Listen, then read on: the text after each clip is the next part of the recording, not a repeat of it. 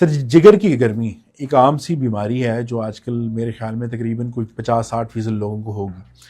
تو اس گرمی سے نجات کے لیے سر کوئی وجہ بتائیں ہمیں، ایک حکمت میں کوئی چیز بتائیں. بڑی بہترین چیز ہے. جگر میں گرمیوں میں تو حد سے زیادہ ہو جاتی ہے، اور بعض اوقات اسی وجہ سے جب باہر جانے والے لوگ LFT ٹیسٹ کرواتے ہیں، لیور فنکشن ٹیسٹ، اس میں SGOT SGPT بڑے ہوئے ہوتے ہیں جس کی وجہ سے وہ باہر نہیں جا سکتے. اس کے لیے بڑا بہترین علاج ہے کہ آپ نا ارک کاسنی اور ارک بزوری اور ارک مکو تینوں ملا کے، اور اگر اس میں ارک گلاب ملا لیا جائے لیکن ہو کوالٹی اچھی، کیونکہ میں تو اپنے جو ارک دیتا ہوں تو گارنٹی سے دیتا ہوں کیونکہ میں خود اپنے کشید کرتا ہوں.